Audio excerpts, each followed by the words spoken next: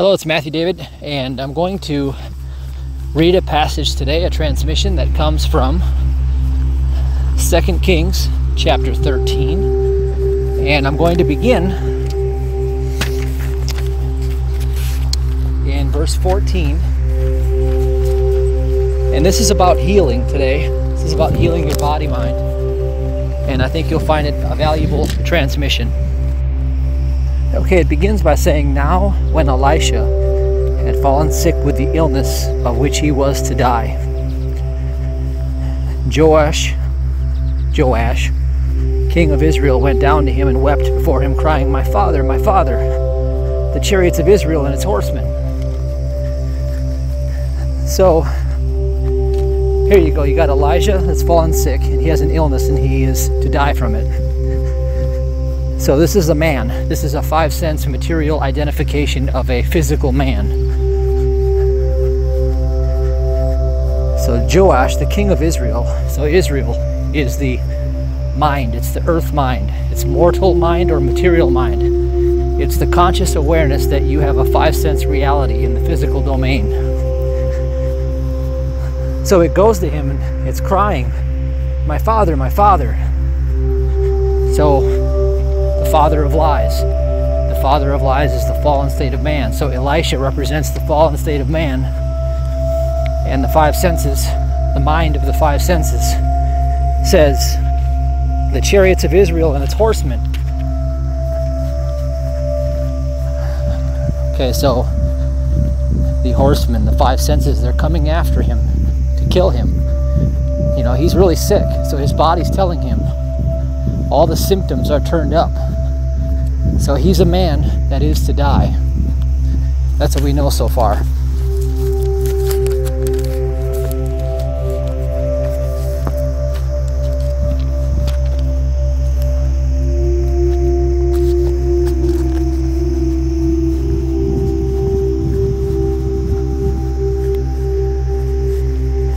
And Elisha said to him, "Take a bow and arrows." So he took a bow and arrows. Now he's talking to the king of Israel. So he's talking to the ruler over the material mind. And that ruler over the material mind is where we choose to put our attention. It's our free will. It's our conscious focus. See, I can pay attention to all the pain in my body, or I can ignore it. I am the ruler of the material mind. I am also, like Elisha, I have a 5 sense material reality identification with a body as long as I'm under the spell of materialism. And the chariots of Israel and its horsemen can come after me if I believe that I have a material existence. You see, there's a saying that says you can spiritualize the body because the body is unintelligent.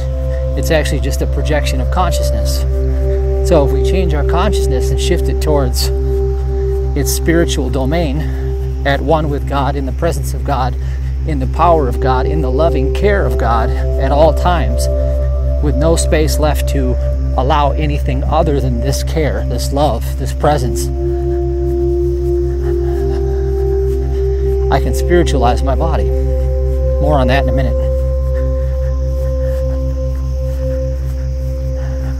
Okay, so then he said to the king of Israel, "Draw the bow," and he drew it. And Elisha laid his hands on the king's hands. And he said, "Open the window eastward," and he opened it. Then Elisha said, "Shoot," and he shot. And he said, "The Lord's arrow of victory," the arrow of victory over Syria. All right? So he opened take a look at what he did. He opened the window eastward and he shot the arrow, the Lord's arrow of victory. Now he's talking to the king of Israel, and he laid his hands on the king of Israel's hands. So in other words, he reached up into that part of himself within that can choose where we give our focus and our attention. And when we shoot our arrow, it means to point our focus. We place our arrow. Remember, you've heard me say that's why the arrogant is putting the arrow through the G, the gnosis, and becoming a worker ant. See, pointing our arrow is reverse speech. It's subliminal context of where we put our attention. So if we put our attention to the right and shoot our bow, or our arrow through our bow, that means we're sending our thought. We're sending our thought. That's what he's talking about. Sending our thought.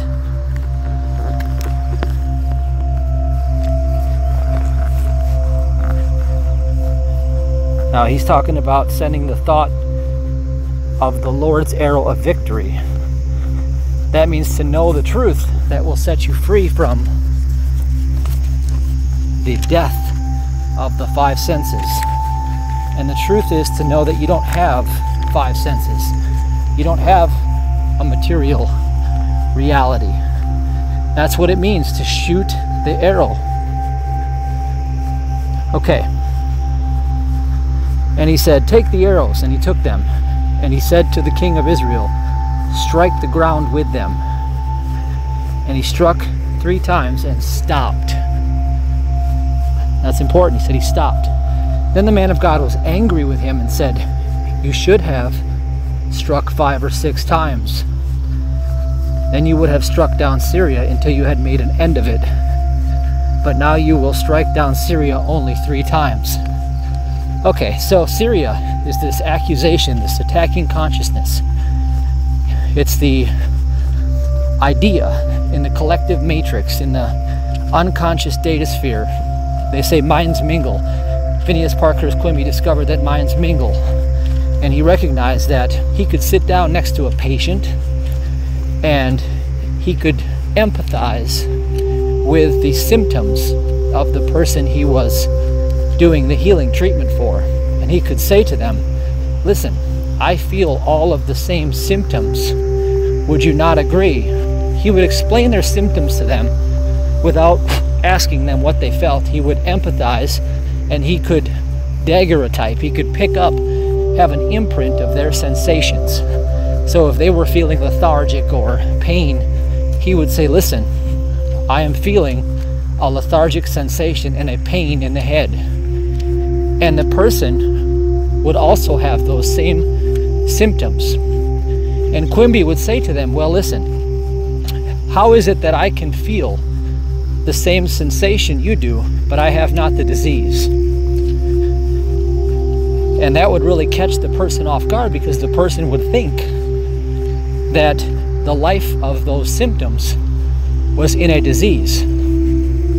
And Quimby would say, well, the belief and the disease are one and the same.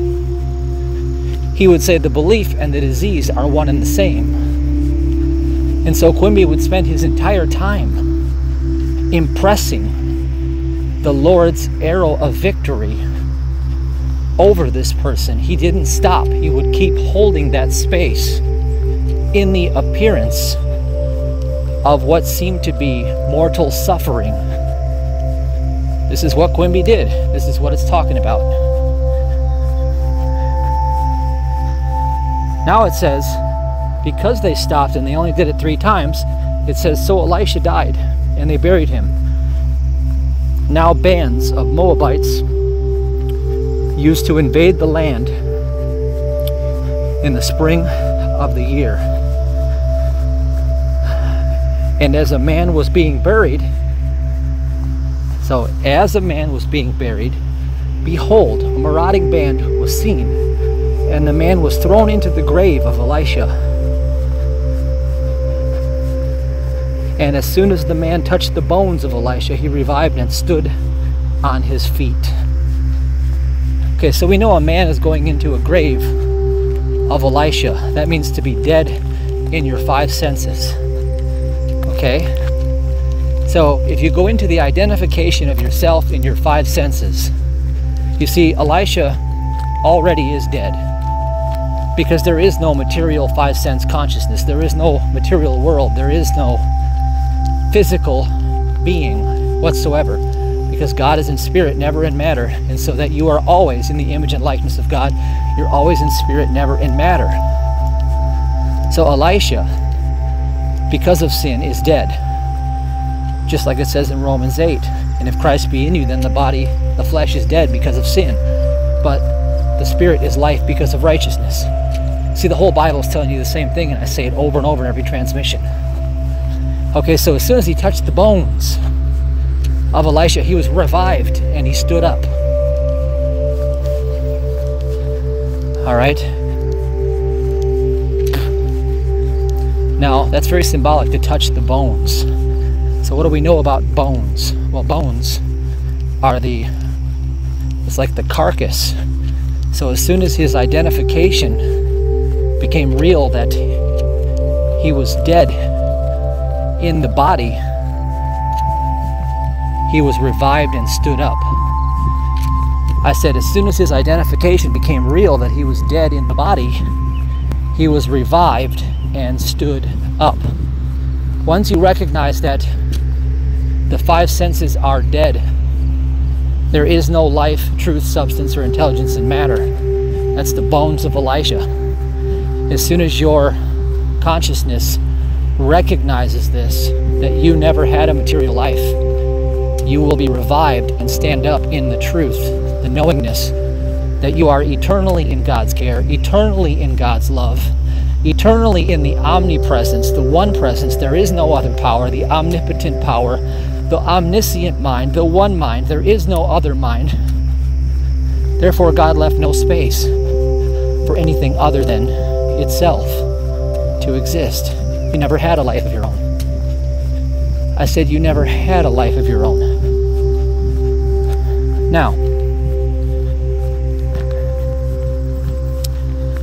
Now Hazael, king of Syria, oppressed Israel all the days of Jehoahaz.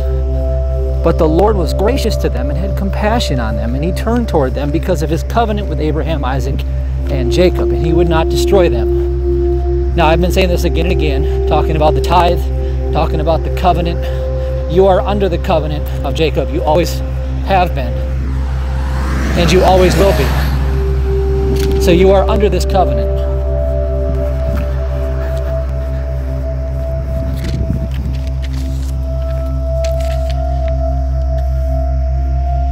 It says, when Hazael, king of Syria, died, Ben-Hadad, his son, became king in his place. Then Jehoash, the son of Jehoahaz, took him from the Ben-Hadad, the son of Hazael, the cities that had taken from Jehoahaz, his father, in war. 3 times Joash defeated him and recovered the cities of Israel. Okay, I could go on and on and on, but again, this is the same transmission over and over. If you see what's happening here. So, to become carnally minded is death. To become carnally minded in the flesh is death. Now, I said minded. I didn't say you don't have a preconceived cognitive bias that you live in a material 5-sense reality. That is a presumption. That is something that you assume by faith, moment by moment. You assume you're living in a physical 3D world through the 5-sense reality matrix. That's the Luciferian program. That's the matrix. You assume this because of the hypnosis, the mass preconceived cognitive bias, superstition of materiality.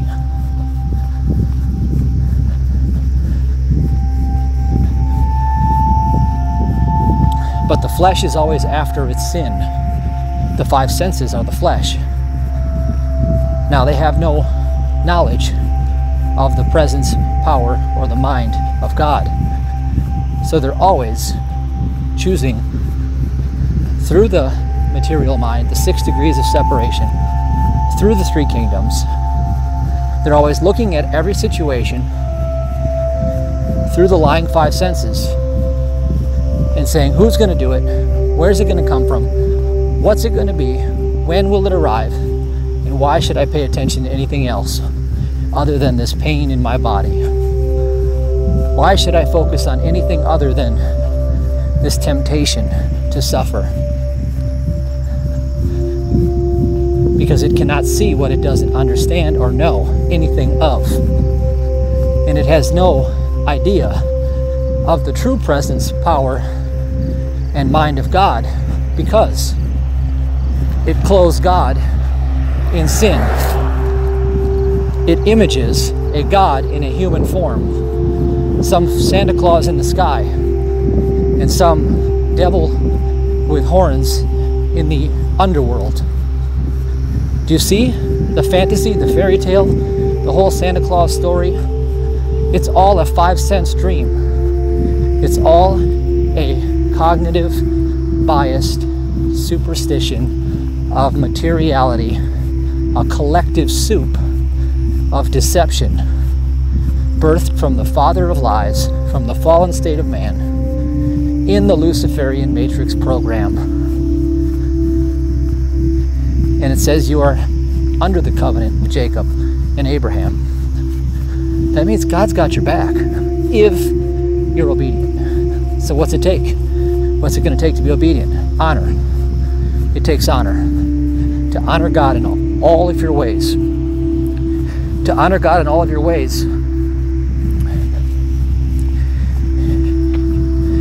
is to deny the lying and deceitful 5 senses and to open up the window, point it east, take the bow and shoot the arrow, the Lord's arrow of victory. That means to declare the truth that God has spoken about you, no matter what your lying and deceitful 5 senses say. It said right there in the passage that if you keep doing it, you will destroy your accuser, your attacker. You will destroy it completely. If you don't, then you will die. But when you die, you will touch the bones of Elisha and you will be revived and brought to your feet. I said that's this whole mystical dream of the afterlife that everybody's projecting, that they're going to get to heaven when they die someday. It's completely utter nonsense. You're already in heaven. You've never left heaven. You're the outpicturing of God's presence, experiencing itself to itself, through itself, in a quantum hologram, a material superstition is the fallen state of man, when the recognition of the one power, the one presence, and the alignment to the agreement with that one power. That means to identify with it in thought, action, and word, because the spoken word is the only material substance in the universe. So what I am thinking about God means nothing, because that's coming from my 5 senses. The whole dream that one day, if you are a good person, you will end up going to heaven. What a load of crap. What a load of crap. I said, what a load of crap. Because you don't have a possibility of being anything other than good if you are of God's nature, because God cannot be anything outside of its own nature. And if you don't have a life in God's existence, then step out of it and prove that you're right. You can't do it. It's a fool's man's journey. It's a fool's journey to pretend that you are anything other than the divine expression of omnipotence itself. So, you're supposed to act like it. You're supposed to act like it. You're supposed to open up the window towards the east, take your bow, and shoot the arrow, the Lord's arrow of victory. You were born victorious. You were born to overcome all of the illusion. You were born successful in all of your endeavors. There is no other power. There is no other presence. There is no other mind when you get in agreement and in alignment with that mind. So, the most important thing to know is, what is God thinking about you? What is God knowing about you? Well, God is knowing only itself. God is only knowing itself. And you, according to the scripture, are created in the image and likeness of God. In the quantum grammar, it says, for the people of the Father are with the God's paradise, with the knowledge of this. So if you have the knowledge that you are of God, then you are still in heaven. It says it right there in the quantum grammar. So the whole dream that you are outside of God, and hopefully one day you'll get back to it if you're a good person, is actually a nightmare. It's actually a nightmare.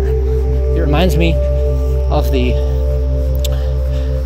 movie, or the series out, called The Good Place. And in this series, these people are all told that they're in heaven and they're in the good place, that they went to the good place. Well, it turns out at the end you find out that they're in hell. You see, this whole dream that you've been told, that if you follow this whole fiction story, and one day with enough fear and guilt strapped on you, you'll get to heaven. This is hell. That's why most people I know that are part of the religious cult, and religion means to relegar, okay, to control, to push down, to suppress. These people have a lot of fear and guilt as their constant companion because they're living in the fiction. They're living in torment. They're living in sin. I said they are living in sin, and they are the last to know, because they are living from the five senses, and they are projecting God from the five senses and trying to clothe God in a personification of human sin.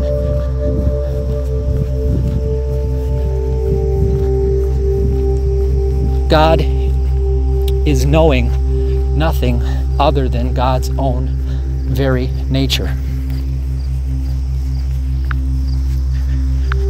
So what is God's nature? I haven't given you a spirit of fear, but of peace, love, and a sound mind.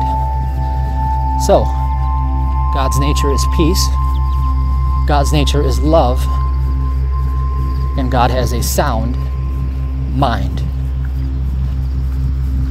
And every word that was spoken out of the mouth of God was created.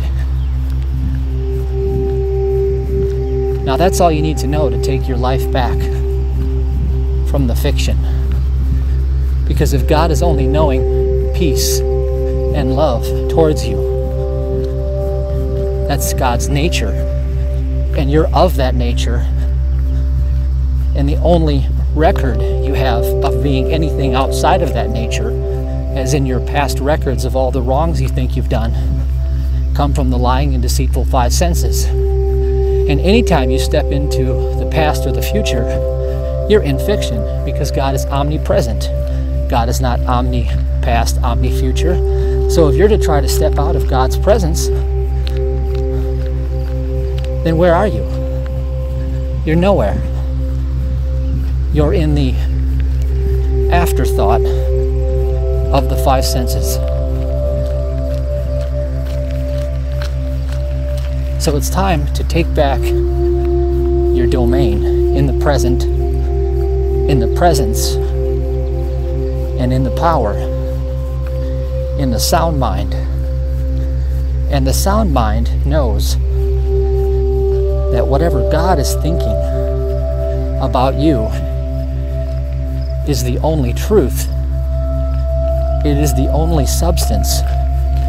It is the only reality. So whatever God is thinking about you is what you should be thinking about you. If you're thinking about you what God's thinking about you, and you're speaking what God's knowing about you, then you are in agreement and you are honoring God. And when you set up anything else, you are erecting a false idol. And God will tear down all of those false idols. That's what it was talking about. It said Elisha was set to die. Okay, Elisha, this man living in the five senses. Or these are things that you want to contemplate in your meditation, is what is God knowing about me? What is the only power, presence, and and mind that is of good, peace, love, all abundant prosperity, unfailing success. What is that beingness knowing about itself? Because that's my true identity. And any other opposing point of view or idea or feeling is coming from the father of lies, the 5 sense fiction dream. Therefore, I will open up the window to the east. That's where the sun rises. You see, where the sun rises, that's the Son of God, the Son. I will point my bow and I will shoot the Lord's arrow of victory until I have destroyed my accuser. Because if I stop, I know that I will be destroyed until I come to my so-called physical death, where I touch the bones and then I'm resurrected like Jesus was into what people call the afterlife. There's no such thing as afterlife, because there's nothing after God. There is life, period. So let the weak say, I am strong. I declare that money flows freely and easily to me now, because that's the truth. God is the source of all prosperity, and money is my own natural energy yield, and God is the author of all the energy on this planet and all other planets, period. And if I am of that nature, then I am one with that nature. Therefore, I come into agreement with it, and I declare only that truth in my thought and in my words and in my actions. I go 3 for 3. I go 3 for 3 in my thought, my words, and my actions. And then I destroy my enemy, my 5 sense block, unconscious resistance, self-sabotage, whatever you want to call it. That's how you destroy it. Selah.